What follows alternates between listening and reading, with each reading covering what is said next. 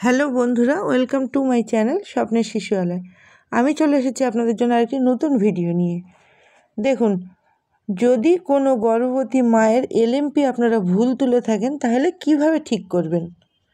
যদি ভুল থাকে তাহলে কিন্তু সেই মা এত ভুল হয়ে যায়, যদি সে নির্দিষ্ট সময়ের আগে আপনার অ্যাপ থেকে বার হয়ে যাবে, তাহলে সেই মায়ের এলএমপি কিভাবে ঠিক করবেন।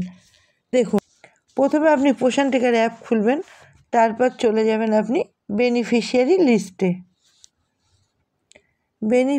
লিস্টে গিয়ে আপনি গর্ভবতী মায়ে ক্লিক করবেন।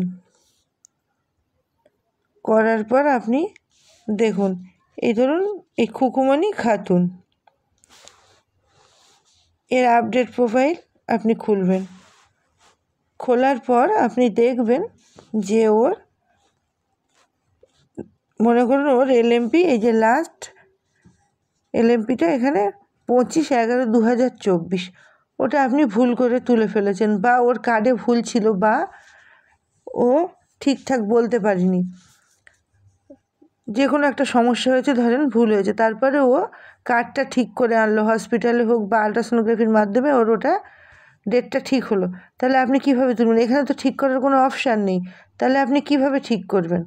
তাহলে আপনাকে কি করতে হবে, এইটি ঠিক করতে গেলে আপনাকে আপনার অফিসের সুপারভাইজার দিদির সাহায্য নিতে হবে। আপনি এটা নিজে ঠিক করতে পারবেন না, আপনার সুপারভাইজার দিদিকে বলবেন যে আপনি দিদি, আমার এই এলএমপিটা মায়ের ভুল হয়েছে, এটা আপনি ঠিক করে দিন। সুপারভাইজার দিদি ওটি অ্যাপ থেকে যতক্ষণ না ডিলিট করে দেবেন, আবার আপনাকে নতুন করে সেই মায়ের নিউ রেজিস্ট্রেশন করে আবার সেই মাকে পুনরায় এই অ্যাপে তুলতে হবে, এবং তার আধার ভেরিফিকেশান তো করার সময়ই হয়ে যাচ্ছে, তার মোবাইল ভেরিফিকেশানটাও নতুন করে করতে হবে।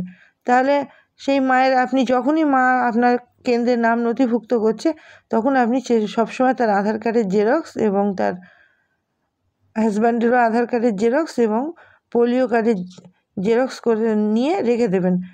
বারবার তো তাদের কাছে চাওয়া সম্ভব নয়, যদি আপনি বারবার চান তারাও বিরক্ত হবেন, লাস্টে তারা বলবে দিদি কতবার দেবো, হয়তো বিরক্ত হবে। সেই জন্য আপনারা সেগুলো নিয়ে রাখবেন, এবং তার মোবাইল নাম্বার, যদি মোবাইল নাম্বার ভুল থাকে তাহলে সেটি সংশোধন করার অপশান আছে, কিন্তু আপনি যদি তার এলএমপি ভুল থাকে তাহলে কিন্তু আপনি নিজে সংশোধন করতে পারবেন না, আপনাকে সুপারভাইজার দিদির সাহায্য নিতে হবে অফিসে গিয়ে।